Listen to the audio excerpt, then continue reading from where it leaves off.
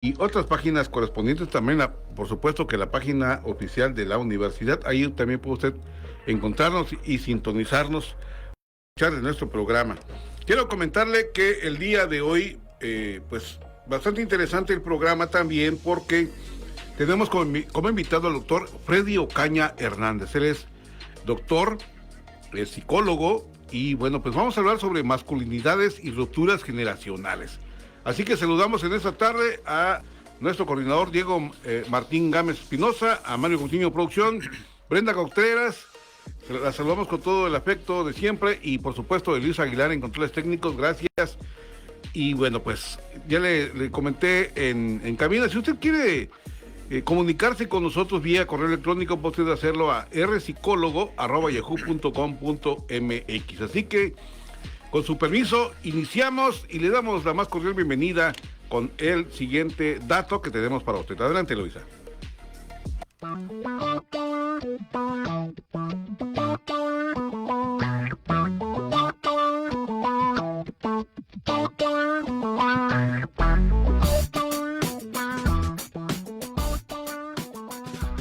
Bienvenidas y bienvenidos a Voces del Sur, Psicología y Comunidad. En este espacio de diálogo y reflexión, nos acercamos hoy a un tema que atraviesa la vida cotidiana: los vínculos familiares y las dinámicas sociales, las masculinidades y sus rupturas generacionales. Durante mucho tiempo, la idea de ser hombre estuvo asociada a mandatos rígidos, fuerza, autoridad, proveedor económico y silencio emocional. Sin embargo, las generaciones actuales están transformando esos significados, cuestionando herencias culturales y buscando formas más libres, sensibles y diversas de ser hombres en sociedad. Hablar de masculinidades implica reconocer que no existe una sola manera de vivirla, sino múltiples experiencias marcadas por el tiempo, el territorio y la historia familiar. Cada generación ha aportado tensiones y cambios desde la masculinidad tradicional de los abuelos hasta las nuevas expresiones que construyen los jóvenes en diálogo con movimientos sociales y transformaciones culturales. Estas rupturas interpelan no solo a los varones, sino también a las comunidades que se organizan en torno a nuevas formas de cuidado, respeto e igualdad. En este programa exploraremos cómo se han vivido esas transiciones, qué resistencias persisten y qué oportunidades surgen para construir relaciones más justas, horizontales y humanas. Porque hablar de masculinidades no es solo hablar de hombres, es hablar de la sociedad entera y de los caminos que podemos trazar hacia un futuro distinto.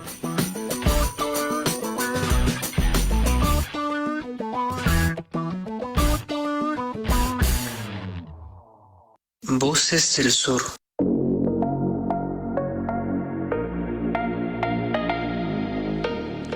Bueno, pues bienvenido, doctor Freddy Ocaña Hernández, y gracias por estar aquí en el estudio, nos da mucho gusto. Un tema bastante interesante porque regularmente hemos estado tocando sobre disidencia sexual, sobre estos aspectos de la familia, de los hijos, pero nos llama mucho la atención el término de masculinidades y rupturas generacionales.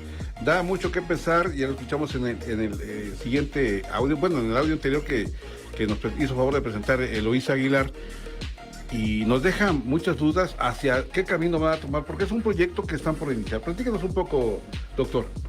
Sí, gracias, buenas tardes. Gracias por la oportunidad de poder expresar algunas ideas relacionadas a las masculinidades. Bueno, en primer lugar, que pues no es algo nuevo, ¿verdad? La masculinidad realmente es una construcción social que existe desde el inicio de la humanidad, ¿no? En esta diferenciación sexual entre el hombre y la mujer surgieron ideas que se fueron imponiendo a los cuerpos, ¿no? A los cuerpos biológicos, y que pues esto ha transitado y ha ido cambiando desde esa época, ¿no? De tal manera que aquello que se construye sobre los cuerpos biológicos, que en realidad estos no han cambiado históricamente, pero sí la forma de verlos. En ese sentido, entonces, la masculinidad y la feminidad son cuestiones subjetivas, más que algo dado, ¿sí? Que la cultura ha hecho para diferenciar, en primer lugar, los sexos, los roles, las formas de vincularnos con los otros, imponiendo de alguna manera desde la cultura algunas indicaciones a veces muy rígidas sobre lo que debe ser un hombre y una mujer, ¿no? En ese sentido, entonces, cuando se empieza a ver los antecedentes, no solamente de la psicología, sino antropológicos, filosóficos, vemos que esto existe desde que tenemos uso de razón y se pudo escribir, ¿no? Entonces, identificar al hombre o la mujer, por ejemplo, en relación a la fuerza, ¿no? Que es una diferencia, a la altura, que también trajo conceptos como el machismo, porque bueno, se pensó que la diferencia también tenía que ver con esas ideas de que en las especies animales los machos son más grandes, ¿no? Más fuertes que las hembras, por ejemplo. Entonces, pues desde ahí se ha visto mucho esa mirada de la diferenciación sexual. Pero aquí lo importante es de que la masculinidad no es algo dado, sino una construcción que se va dando y que va cambiando también, ¿no? Que va cambiando de acuerdo al momento histórico. De tal manera que en este momento, en esta etapa actual, se están viendo el tránsito a lo mejor más acelerado, más rápido, de construcciones sociales sobre la masculinidad, feminidad y otras formas de representación, y que se vuelven más visibles, como se dice a veces, más expresivas, ¿sí? Y que uno de los propósitos de un proyecto que estamos haciendo es ver cómo se ha transitado de cierta época en nuestra cultura en diferentes generaciones, ¿no? Pensemos en generaciones de abuelos, bisabuelos, padres, hijos, nietos, de tal manera que podamos ver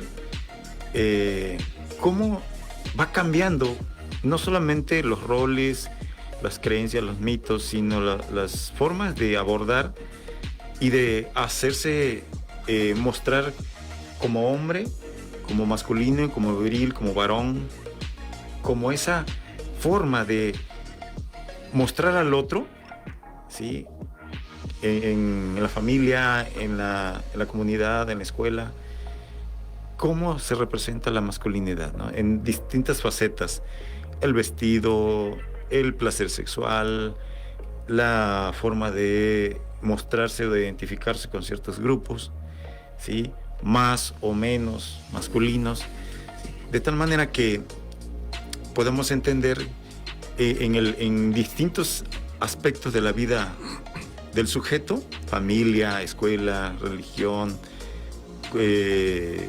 instituciones, grupos, cómo se va dando esto, ¿verdad? Cómo va transitando esa cuestión subjetiva que se impone al cuerpo, pero que también, por supuesto, que hay resistencias en la cultura para aceptar a unos de una manera y obviamente va a rechazar a otros, ¿no? Entonces, ese es como, en rasgos generales, lo que se está tratando de hacer con este proyecto, de tal manera que podamos sacar de ahí algunas conclusiones, ¿no? De cómo se está dando este proceso.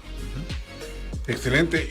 Esto llama mucho la atención porque deja mucho que pensar, que analizar, que reflexionar en este sentido de la masculinidad y su ruptura generacional, porque pareciera que implicara también esta renuncia tal vez o el cambio de pensamiento, ¿no? de cómo esa transmisión tal vez cultural por un lado, oral por otro, pues va quedando al margen, ¿no?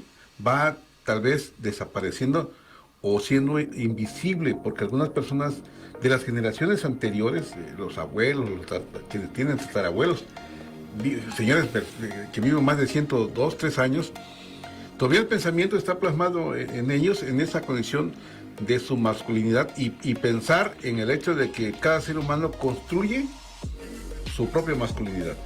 ¿Cómo repercute desde este campo de visión general en las nuevas generaciones, pensando en el bisabuelo, el abuelo, el padre y el hijo, por ejemplo? Sí, pues porque cada generación fue enseñada por una antes, ¿no? Y que también aprendió cómo se representa. Sin embargo, siempre va a haber esos cambios que van a ir surgiendo cuando este hijo, ahora que se convierte en padre, va a enseñar eso a su descendencia, ¿no? Sí, de tal manera que algunas cosas van a prevalecer, pero otras van a cambiar, ¿sí? Por ejemplo, ¿cómo ha cambiado de unos 20 años para acá la forma de crianza de los niños por parte de los padres? Pues participan más, ¿verdad? Hacen labores del hogar, limpieza, aseo, cosa que antes los roles estaban bien definidos, ¿sí? ¿Qué hacía el hombre, qué hacía la mujer en la casa? Entonces ahora decimos, no, es que mi hijo o mi hija, mi hijo, deben aprender a ser independientes, entonces tienen que aprender de todo, ya no es el rol tradicional de que, a ver, tú eres niña, tú eres niño, y cada uno va a hacer cosas distintas, ¿no? ¿Por qué? Porque la diferencia venía desde esa perspectiva, y ahora ya no, ¿verdad? Eso ha ido cambiando porque la forma de representarse ahora en distintos ámbitos ya no es la misma, ¿sí? De tal manera que ahora más es funcional, ¿verdad? Entonces, el varoncito desde pequeño va a ir aprendiendo que la cuestión sexual, el sexo biológico, no tiene nada que ver con los roles, ¿no?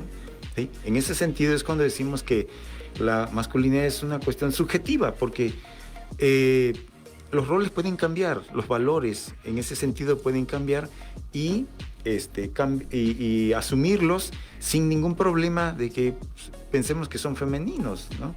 Entonces, esto, por un lado, ha beneficiado mucho porque en este caso, el sexo biológico al que se pertenece pueda transitar a otras formas de masculinidad. Por eso se habla de diferentes formas de masculinidad. Ya no es una forma, ya no es una, ¿verdad? Ya no es un ideal de hombre. Por eso el ideal era como el macho, ¿no? Fuerte, autoritario, prepotente, que manda, que... Ya no, eso ha transitado y se ha ido diluyendo. No quiere decir que no exista, ¿verdad? Pero es como el extremo, ¿no?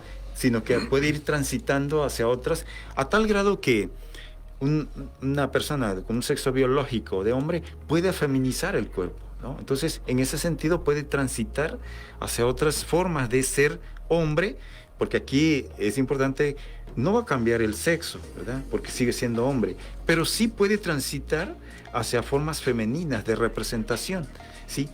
Ahí es donde viene el conflicto, el rechazo a veces de la cultura, porque a ver, no quiere permitir que eso se manifieste, se muestre, ¿no? Podríamos decir, como popularmente se menciona, si barre se va a convertir en mujer, ¿no? Exactamente. A eso se refiere el concepto de feminizarse un poco, ¿no? Ajá, exacto. Vemos, por ejemplo, cómo estas nuevas generaciones, doctor, que anteriormente, por ejemplo, las actividades de cocina que eran definidas para las mujeres, hoy en las universidades, como el caso de nuestra universidad de Ciencias y Artes de Chiapas, pues en el área de alimentos, ¿no? Hay hombres, hay cocineros, ¿no? En el área de biología, que estaba destinado a mujeres, pues hay hombres, ¿no? O viceversa, en el caso de las áreas de ingeniería, por ejemplo, ¿no? Geomática o la ingeniería que eran exclusivamente para hombres, ahora ya hay mujeres. Así también es esta condición, sin rayar un poquito el género, el sexo biológico, porque el programa está dedicado, en este caso, a la masculinidad. ¿Puede una mujer también jugar con este hecho de la masculinidad? Por supuesto, porque al final de cuentas, como es algo subjetivo, puede masculinizar el cuerpo, incluso de manera objetiva, o sea, visible. Vestirse como un hombre, ponerse un corte de cabello de hombre, ¿verdad? Como decimos. Pero eso no quiere decir de que eso esté mal, pues, ¿sí? Sino es una representación. Una autora muy, muy buena que ve esto, se llama Judith Butler, dice que es un performance, ¿verdad? Porque es como un juego, ¿sí? porque entonces quiere mostrar al otro, al que sea familia, amigos, que así se siente bien, ¿no? Y que juegue con eso. Entonces podríamos decir, bueno, pero ¿por qué te vistes así? Pareces hombre. No, sí, porque es que sí puede hacerlo, ¿verdad? No hay nada que impida que eso sea así. Incluso en el placer sexual, disfrutar como eso, ¿verdad?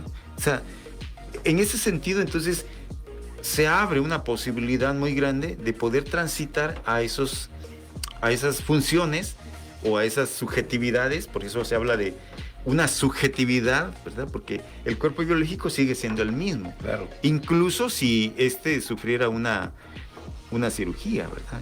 Como un cambio de sexo, decimos. O una castración. Ajá. ¿No? Entonces,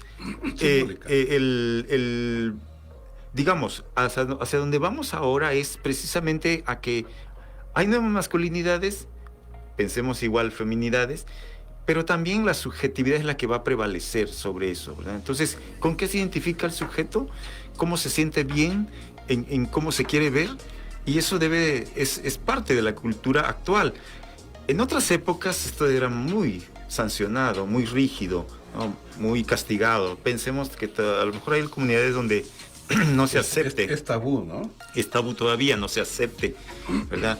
No se ha abierto esa posibilidad. Pero bueno, en nuestra cultura actual, urbana, chiapaneca, digamos, de Tuxtla, pues eso ha ido haciéndose, ha ido abriéndose y aceptándose como parte de una expresión masculina o femenina, ¿sí? Sin importar el cuerpo biológico, ¿verdad? Podemos estar de acuerdo o no, pero aquí es donde nos ayudan mucho los autores, porque Freud decía que la pulsión sexual como tal no tiene un sexo, ¿verdad? Entonces se puede manifestar de diferentes maneras, ¿sí? El sexo biológico no define el placer está en otras, digamos, en otra dimensión, y es cuando el sujeto descubre, ¿sí? Cuando va creciendo, que a lo mejor el placer no está en su sexo biológico, ¿verdad? Como hombre, bueno, mi placer sexual va a ser con una mujer.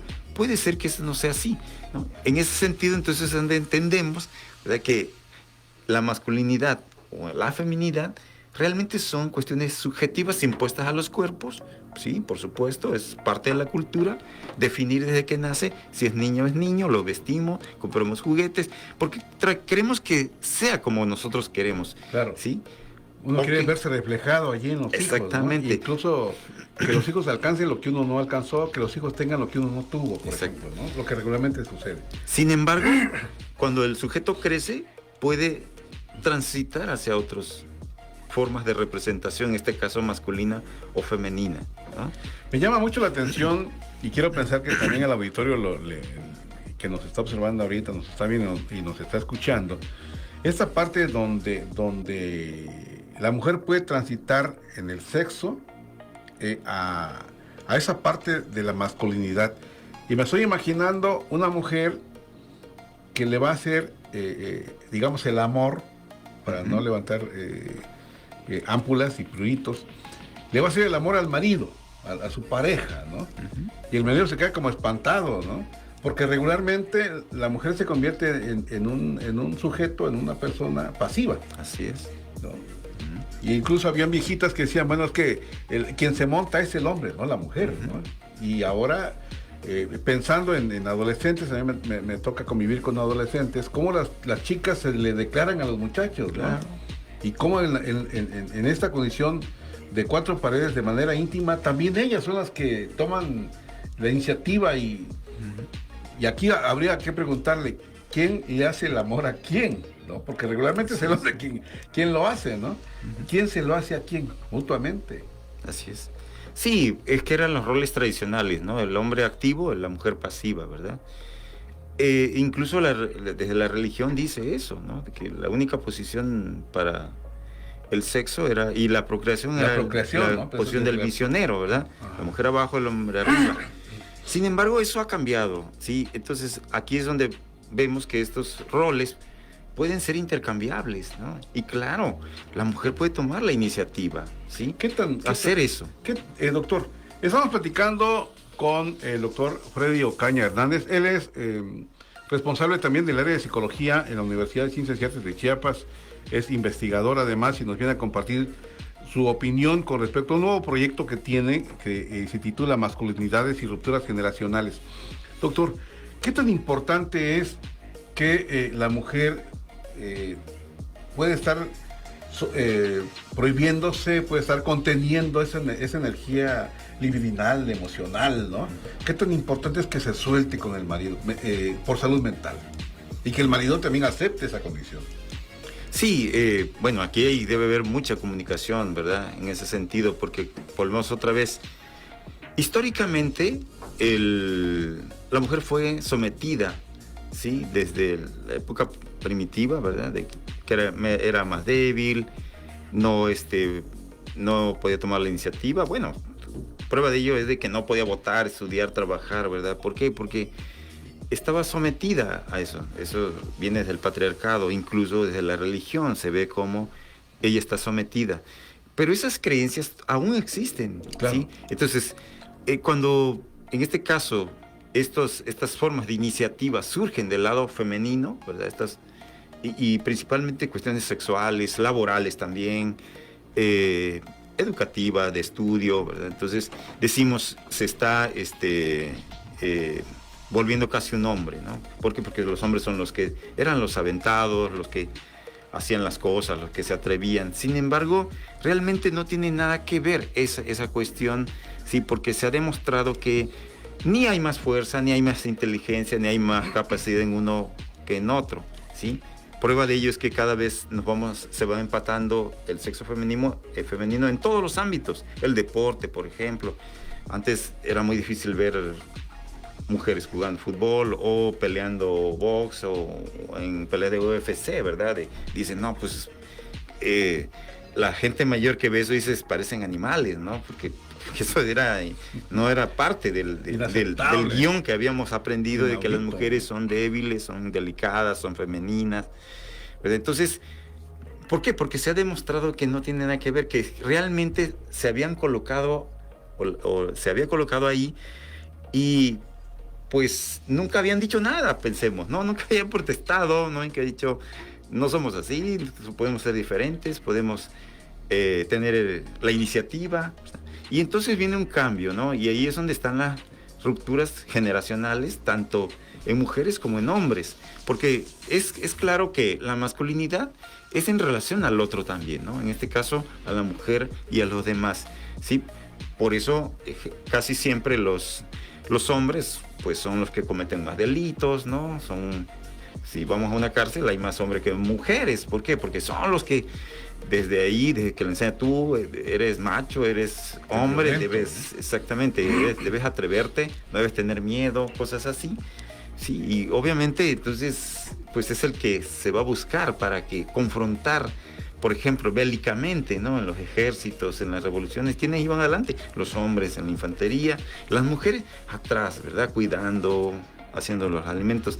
Entonces, cuando ahora ellas dicen, no, pues podemos avanzar y empatarnos, entonces genera escozor, ¿verdad? Por esa competencia, ya no de inteligencia, de capacidad física, sino ahora qué va a pasar, ¿no? Entonces, obviamente, no quiero decir que sea una guerra de sexos, pero sí, ¿por qué? Porque tradicionalmente ahí las habíamos colocado, ¿no? De hecho, la iglesia es, digamos, el ejemplo más claro, ¿verdad? Jerárquicamente, las mujeres están en un nivel muy inferior a los hombres en la iglesia, por ejemplo, desde el Papa, ¿sí? ¿Por qué? Porque pues es el ejemplo patriarcal más rígido que no cambia durante siglos y que por más que se ha visto la capacidad femenina, pues dicen no puedes subir en el escalón, ¿verdad? No, pero sucede en muchos ámbitos también. Sí, no, incluso hablando de religiones, en la mayor parte de todos estos grupos religiosos, habidos y por haber, pues siempre retoman ese posicionamiento patriarcal, ¿no? Exactamente. Uh-huh. Y pareciera que en esta última década me ha tocado escuchar, por ejemplo, que en el caso de los evangelistas, ¿no? De las personas que profesan esa religión, y lo decimos con todo respeto, ya hay pastoras, ¿no? Ya están Ahora solo falta que la Iglesia Católica abra esa posibilidad de que aquellas mujeres que son novicias, son, se les llama comúnmente madres, monjas, las monjas, por ejemplo, tengan esa posibilidad de ascenso. Exacto. ¿Sí? A un sacerdote. Como sucede, por ejemplo, en los gobiernos, ¿no? Que las mujeres ahora pueden ser presidentas o ascender a ciertos puestos de poder. Claro, ¿no? Abrirse. Y en algunos países europeos ya se había dado, y ahora pues en este sexenio, ¿no? Le toca a la doctora Claudia Sheinbaum Pardo pues ser la cabeza, ¿no? Así es. Punta de lanza de la administración federal. Y esto es importante porque es histórico. Claro, por supuesto. A pesar de que las mujeres, de acuerdo a la historia, la otra historia, la que no nos han contado, hay mujeres que destacan. Hay mujeres, hablemos por ejemplo de Sor Juana Inés de la Cruz, ¿sí? Sí. Es un ejemplo. Hablemos de José Ortiz Domínguez, de Chiapas, ¿no? Sí, sí. Que han destacado en movimientos fuertes y que también abanderan y que de alguna manera han alcanzado el nivel de sus parejas, ¿no? Claro. Pero como que fueron nada más ejemplos porque aún falta que se siga realizando este cambio decolonizador, ¿no? Pensando en el pensamiento que todavía arrastramos histórico, ¿no? Sí, occidental. Occidental, ¿no? Sí, Entonces, la otra parte es este hecho de cómo da este tema en la importancia o la urgencia, o si se quiere llevar a pasito, de ir adoptando estas ideas del equilibrio, estas ideas de la igualdad, porque México, por ejemplo, tiene sus leyes, tiene sus normas, tiene su constitución y hablan de igualdad, hablan de democracia en el discurso, pero en la realidad pareciera que no lo es. Y pareciera entonces que este trabajo que usted va a realizar, doctor, en términos de masculinidad y rupturas generacionales, va rumbo a ser un parteaguas en la literatura creada en Chiapas. Sí. Sí, de alguna manera queremos ver cómo se está dando, ¿verdad? Cómo se está generando estas, como decimos, rupturas pequeñas, ¿verdad? De uno a otro, ¿sí? En esa vida, en la vida cotidiana, ¿sí? Porque se está dando y sí lo vemos, ¿no? Lo vemos así como anécdota, ¿verdad? Pasó esto, pero a veces hay que registrarlo, hay que escribirlo, hay que discutirlo, hay que fundamentarlo, ¿verdad? Y mostrarlo también, ¿no? Cómo se van dando, ¿sí? Porque obviamente en esas rupturas hay violencia también, sí, por ¿no? supuesto. Hay mucha violencia de todo tipo, sexual, física. Por ejemplo, dicen, no, pues es que ya los papás no le pueden pegar a los hijos. Sí, pero la violencia ahora es distinta, ya no es física. A lo mejor de una generación anterior era física, ahora es de otra manera, ¿no? Puede ser coaccionada, puede ser manipulado, puede ser alienado. Yo no le pego, yo no lo maltrato. ¿Cuándo te he pegado? Nunca. Sí, pero ahora la violencia ha cambiado en ese sentido, ha transitado de aquella física que a lo mejor sufrimos nosotros, ¿verdad? Que nos daban cinturonazos o con algo, ahora es distinta y tiene los mismos efectos que a lo mejor sufrimos los que fuimos golpeados de otra manera, digamos, claro, ¿no? Ese hecho me lleva a pensar, por ejemplo, de aquellos padres que lo tienen, pudientes, digamos, porque pueden, y le niegan la posibilidad a los hijos de cubrirles sus necesidades. Ajá. Esa es una forma de violencia. Por supuesto, esa es una forma de violencia.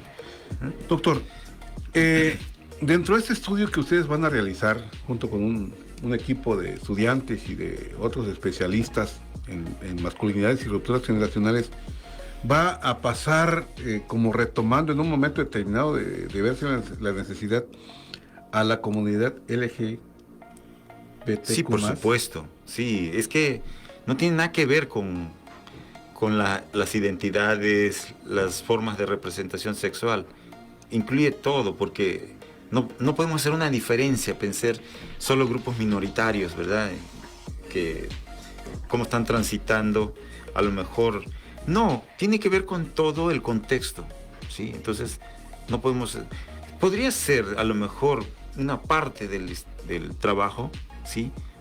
Pero en realidad queremos ver como cultura hacia dónde tiende, ¿sí? En el discurso cotidiano, en lo que dicen los sujetos, ¿sí? Cómo van cambiando esas actitudes, esos roles, esos comportamientos, esas formas de educar al niño, por ejemplo, ¿no? Al adolescente, ¿sí? A la niña, al adolescente, ¿sí? Cómo se representa como, en este caso, como padre, como hijo, como abuelo, incluso como bisabuelo, si hay oportunidad de ir hasta allá, cómo ha sido, ¿sí? De tal manera que en eso que se ha ganado, que se ha perdido también, ¿no? Claro, por ¿sí? supuesto. Aquello que se ganó, bueno, y que ya no hay violencia física, tal vez, como antes, eso se ganó, pero también ¿qué se perdió ahí, ¿no? En ese sentido, ¿sí? Se restó autoridad, por ejemplo, ¿no? ¿Por qué? Porque ahora dicen, no, platica, habla con los niños, ellos entienden. Sí, pero entonces a veces eso ya no es suficiente, ¿no? Entonces, eso lo vemos mucho en la clínica, ¿verdad? Cuando los padres dicen, es que ya no sé qué hacer con este niño, ¿verdad? Le hablo, pero no quiero hacer esto, castigarlo, porque, claro, ahora los niños están protegidos, ¿no? Con derechos del niño, y dice que se debe erradicar todo tipo de violencia. Sin embargo, ¿cómo educar, ¿sí? Fuera de la violencia a ese niño, a ese menor, a ese infante, para que siga las instrucciones que yo quiero que aprenda? Principios, valores, creencias, ¿no? Y no se me salga, como decimos, del carril, ¿sí? Y ya no pueda yo rescatarlo, ¿sí? Entonces, está complicada en la actualidad esa posición, por ejemplo, en la función de padre, ¿sí? Que es una función de la masculinidad, ¿verdad? Ser padre, ¿qué voy a hacer? El tiempo, el trabajo, todo, ¿qué tiempo debo dedicarle? ¿Es suficiente? ¿Es de calidad? Entonces se está cuestionando la cultura, los padres que van todos los días a la escuela, que llevan a los niños, que tienen que trabajar, tienen que cubrir las necesidades, tengo que llevarlo a que aprenda algo, tengo que llevarlo a fútbol, convivir con él. Es decir, en esa cotidianidad se están jugando muchas cosas. Claro. Muchas dudas, ¿no? Hoy platicábamos justamente antes de entrar al programa, y le enviamos un cordial saludo a la licenciada Sofía Cordero, allá en Secretario de las Casas, con respecto a, ella decía, bueno, es que la figura paterna es el que lleva el poder en la casa, ¿no? Es el que manda en la casa, porque si yo le digo a mis hijos, le voy a decir a tu papá, güey, viene tu papá, cuando venga tu papá le voy a dar queja, como que la actitud cambia, ¿no? Sí. Sin embargo, surge una pregunta porque consideramos que en este tema de masculinidad, rupturas generacionales, el padre es el que tiene el poder, es el que manda socialmente, ¿sí? Pero alguien dice, en sentido de guasa, ¿no? De broma, bueno, es que tú eres jefe aquí porque mandas, pero en tu casa no mandas, sí. ¿No? Esa es la otra realidad, ¿no? Claro. Pero aquí surge una pregunta, ¿qué pasaría, por ejemplo, que un padre, que es el que manda, ¿sí?, piense en el aspecto democrático y de igualdad y mande obedeciendo? ¿Pudiera darse esa situación y cambiar toda una estructura familiar, social, incluso de políticas públicas, cuando hablamos de masculinidades y rupturas generacionales? Sí, hay que entender que, pues, el padre es responsable del menor, ¿no? Así legalmente así dice, ¿verdad? Y de alguna manera tiene que asumir esa responsabilidad, no puede deslindarse de ella, ¿sí? Y en esa responsabilidad va a enseñarle a convivir, a respetar a las leyes, ¿no? Tiene que enseñarle.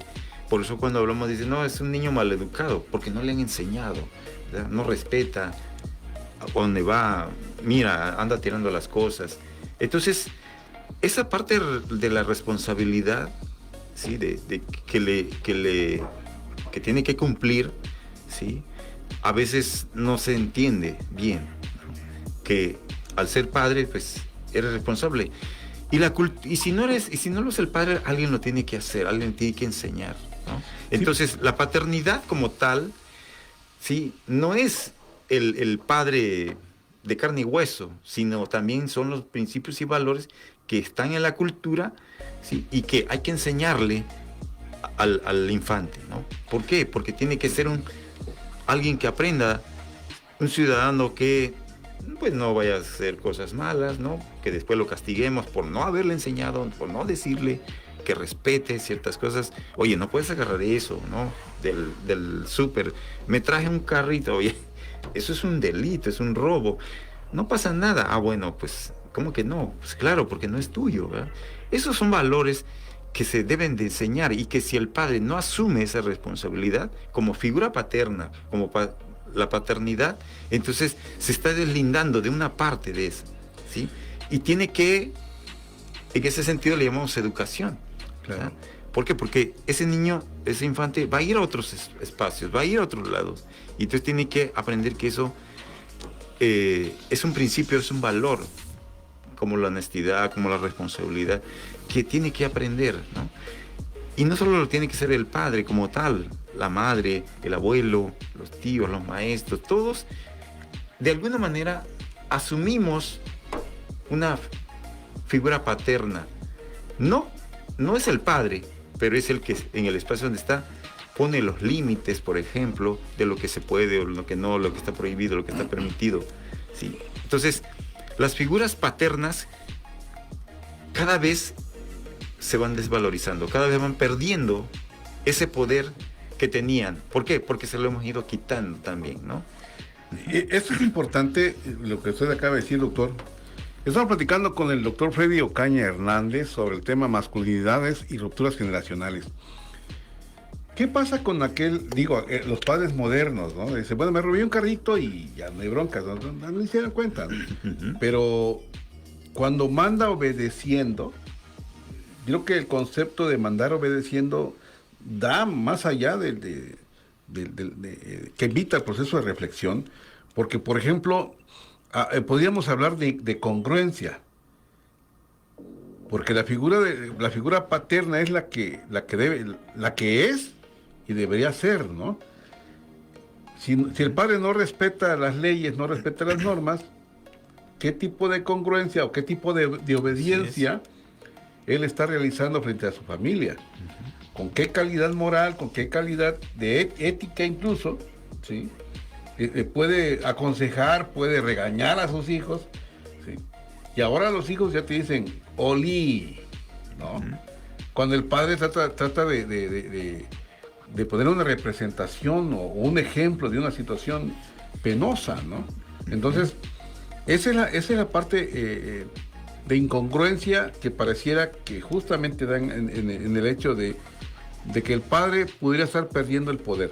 Pero ¿será que el padre sostiene bien esta condición del poder que se le otorga, o del poder que se asume, o del poder que le representa como tal ante su familia? Porque implicaría esto el análisis, ¿no? Y pudieran ser casos específicos, casos aislados o casos muy grandes, ¿no? En donde coincidentemente hay padres similares con esas actitudes que son incongruentes. Claro. Y que le exigen a los hijos que ellos sí sean buenos hijos, ¿no? O sean hijos educados, pero ellos no lo son.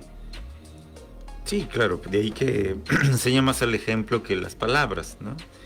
Entonces, eso es parte de la cultura también, cómo hemos ido cambiando eso que enseñamos a los otros, ¿no? Eso que queremos que aprendan de nosotros mismos, ¿sí? Desde cuestiones muy simples de cómo es tu carácter, cómo es tu temperamento, cómo reaccionas a ciertas cosas, ¿verdad? Cómo te diriges a los demás, ¿sí?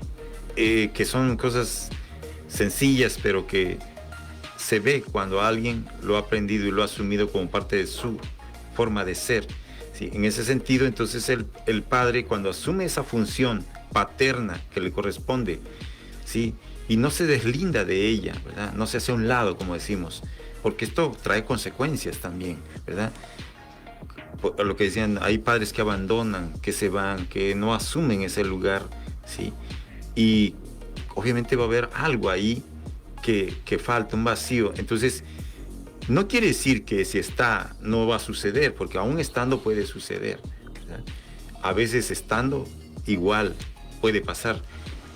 Entonces, en ese sentido, por ejemplo, lo que hacemos en la clínica cuando hay problemas con los niños es cómo se sitúa el padre en relación al hijo, a la familia, ¿sí? ¿En qué lugar está, verdad? Como que si estuviéramos como en la mesa del comedor, ¿en qué lugar se sienta? ¿No? ¿Desde dónde observa a los demás? ¿Sí? Parece que en algunas familias todos tienen un lugar, ¿no? El lugar del padre, de la madre, del hijo, ¿sí? Y a veces ese lugar no puede ser ocupado por nadie a menos que no esté, ¿verdad? Entonces, así es también la cuestión subjetiva, en donde coloca el padre a su hijo, ¿sí?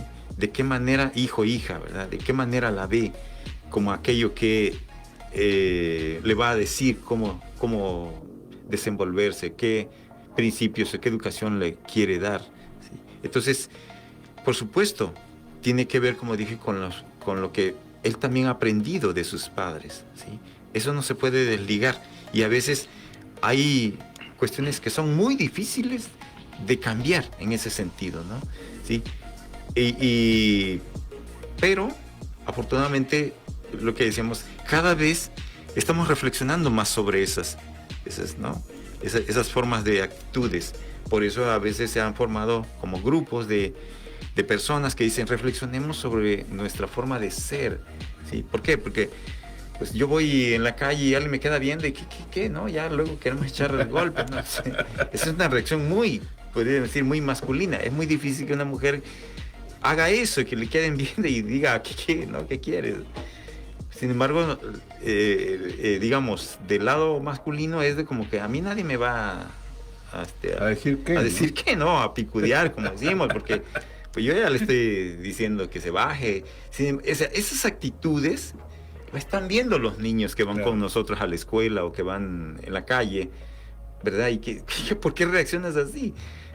Y un día ellos van a aprender de que, bueno, si alguien te quiere, pues también va a reaccionar así. Claro, es más, pues, hasta se lo decimos. No, si no te dejes, exactamente, ¿no? Pégale, tú eres machito, tú eres hombre, no te dejes. O aquellos que los olviden, si no le pegas, aquí te voy a pegar yo, ¿no? También, ¿no? Entonces nosotros también decimos, yo no le enseñé eso, es que lo está viendo. Claro. Sí, de muchas maneras en nuestras actitudes, en nuestras formas de reacción.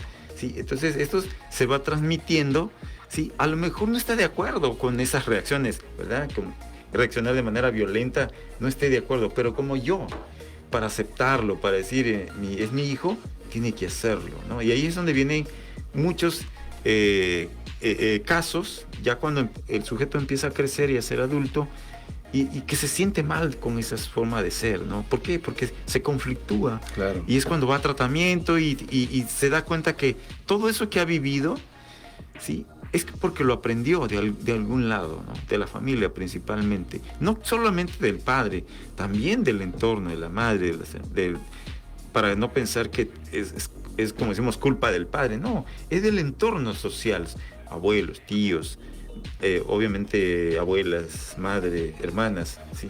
¿Por qué? Porque de alguna manera, como decimos, hacen que eso se dé, ¿no? Refuerzan, como decíamos, ¿no? Claro. Esas conductas, como decimos en otro enfoque, ¿verdad? Y hasta la premian. Doctor, ¿en dónde va usted a aplicar esta investigación de masculinidades, rupturas generacionales? ¿En qué parte del estado? ¿En qué lugar? ¿Cuál es el contexto? ¿Y cuál va a ser su población a atender? ¿Y cómo? En un primer, digamos, paso, ¿no? Paso es aquí en Tuxtla, ¿no? En la zona urbana y con sujetos, digamos, con participantes que estén dispuestos a hablar de esto, ¿sí? Y que implique, como dije, 3 o 4 generaciones, ¿no? Abuelo, principalmente abuelo, padre, hijo, mayores de edad, y si hay un bisabuelo, igual. Y obviamente puede tomar en cuenta también el otro lado, el lado femenino, porque también ellos tienen una mirada sobre la masculinidad. Claro, por ¿no? supuesto. Y también la población eh, de, homosexual, la población LGBT, ajá. Sí, la población disidente, digamos, Sí. yo estaba buscando la palabra disidente, Ujú. que son importantes también en el hecho de su discurso, porque a veces la historia generacional implica una respuesta. Sí, claro. Sí. Sí, por supuesto, ¿verdad? ¿Qué quiero decir con ello? De que a lo mejor en esa familia, pues, el abuelo, el padre, el hijo es de alguna... y tiene todo el derecho de hablar de eso, ¿no? Claro, de expresarse. Y puede vivir ese performance, ¿no? Ajá, y ese cambio de rol, feminizar Sí. el cuerpo, tal Ajá. vez. Y ¿Cómo el lo vive? pensamiento, ¿Cómo lo vive. aprendió? Y que también cómo ha sufrido eso? Porque también no es algo que se da terso, ¿verdad? Así como que decimos suave. A veces es muy violento también, ¿no? Por supuesto, y regularmente es en esa condición de disidencia piden, ¿no? Ante las olas diversas que se han suscitado en diversas partes del mundo, Chiapas no es la excepción. Claro, no, por supuesto. Exigen que se les quite esa parte de ser invisibles, ¿no? Así es. Y se les toma en cuenta en todos estos aspectos. ¿Durante qué tiempo van a realizar esta investigación, doctor? Bueno, más o menos está en unos 6 meses, ¿no? Para el estudio. Ya vamos lleva a tener, proceso de sí, de por análisis supuesto, de ya. datos y... Sí, todo analizar lo que- los datos, lo que lleva- presentarlo, hacer artículos, alguna tesis, ¿verdad? Como estudiantes, para, digamos, difundirlo, ¿no? Divulgarlo en algunos espacios. Sí. ¿Habrá, doctor, alguna invitación para estas familias, estos varones, estas personas que nos estén escuchando, que puedan tener su generación completa, padre, abuelo, bisabuelo, donde puedan comunicarse con usted y que digan, bueno, yo soy Pedro Pérez y Me interesa, ¿no? Me interesa y Participar. vive toda mi generación, ¿no? Es decir, Sí, claro. por la línea paterna, ¿no? Sí. O puede ser por la línea materna Por incluso, supuesto, ¿no? sí, es que... ¿Dónde pueden comunicarse con usted, doctor? ¿O en qué Sí. página, correo electrónico? Platíquenos un poco, porque el tiempo se nos está Sí, haciendo. bueno, a mi teléfono personal, 961-195-8297, que soy el coordinador de la Clínica de Atención Psicológica de la Facultad de Ciencias Humanas y Sociales. ¿Puede repetir Sí. su número, por favor? 961-195-8297. Me mandan un mensaje, si a alguien le interesa, ¿verdad?, participar, con gusto, ¿no? Tomamos en cuenta eso. Nuestro programa se distribuye y llega a diferentes partes pues, del mundo, ¿no? Y si alguna persona o algún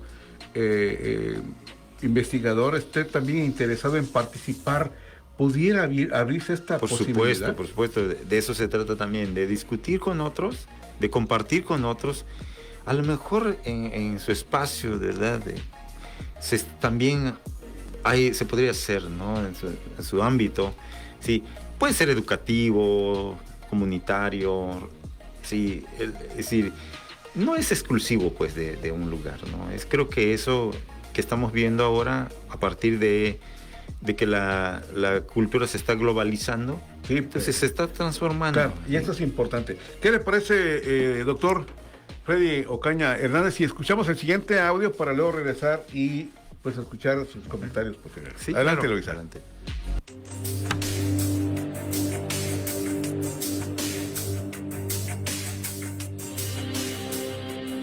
Hablar de masculinidades y de sus rupturas generacionales desde una mirada decolonizadora implica reconocer que no partimos de un terreno neutro.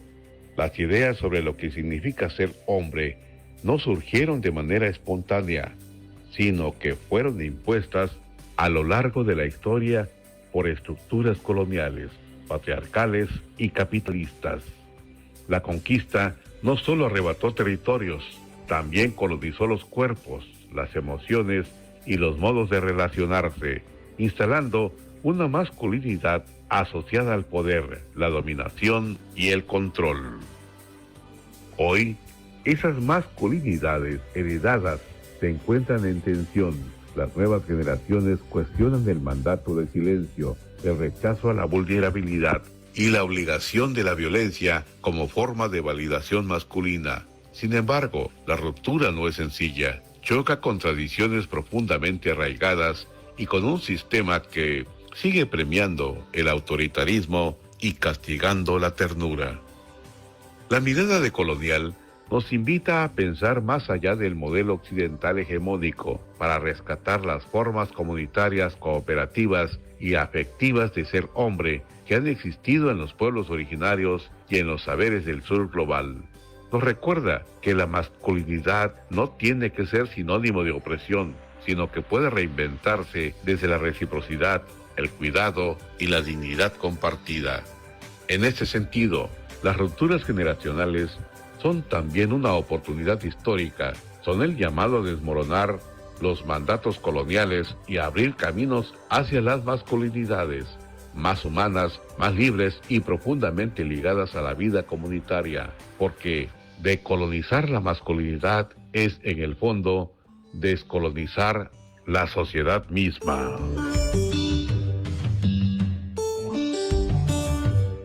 Voces del Sur. Doctor, el tiempo ya prácticamente se nos ha ido de las manos. Sí. ¿Algo más que desea usted agregar? No, pues muchas gracias por la oportunidad de compartir estas ideas, ¿verdad? Porque realmente son posturas también, ¿no? Teóricas, filosóficas, antropológicas, y que estamos tratando de darle un sentido a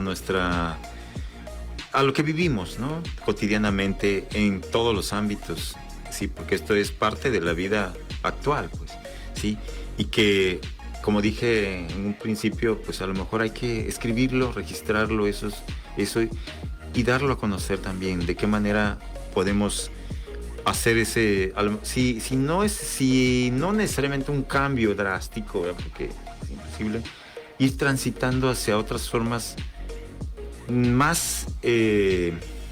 otras formas de masculinidad más comprensivas hacia los demás, no solamente hacia los femeninos, sino a los demás con géneros, en este caso masculinos, ¿no? Porque parece que eso también ha hecho que pues actualmente seamos muy violentos, ¿no? Por eso hay guerras, por eso hay muchas cosas que dice, bueno, ¿por qué necesidad de estarnos destruyendo de alguna manera? Pero entonces venimos de esa idea de que pues hay que pelearnos con el otro, ¿no? Para lograr ciertas cosas, ¿sí? Para lograr ascender a algo, ganarle al otro, competencia, como decimos hablando, sí, claro. Mucha competencia. Y a veces al otro, ¿no? Ajá. Y a veces es anular al otro también. Anular al otro. Es correcto. Bueno, pues, doctor, gracias por estar con nosotros. Tuvimos en el estudio el doctor Freddy Ocaña Hernández. Gracias también por aceptar la invitación. Recuerde que sí, esta es su universidad, este es su estudio de radio. Puede venir cuantas veces así lo considere pertinente. Y pues agradecemos mucho que nos haya compartido el pensamiento, los avances, este proyecto importante titulado Masculinidades y Rupturas Generacionales. Así que gracias a Diego Martín Gámez Espinosa, gracias Mario Coutinho, gracias a Eloísa Aguilar y nuevamente gracias doctor Freddy Ocaña Hernández porque nos regala usted su tiempo, sus conocimientos, su experiencia y sus proyectos de vida. No, a ustedes, con gusto, con gusto. Gracias. Muchas gracias. Bueno, pues gracias a Eloísa Aguilar, gracias a usted que nos permitió acompañarle como cada jueves en punto de las 4. Hasta la próxima.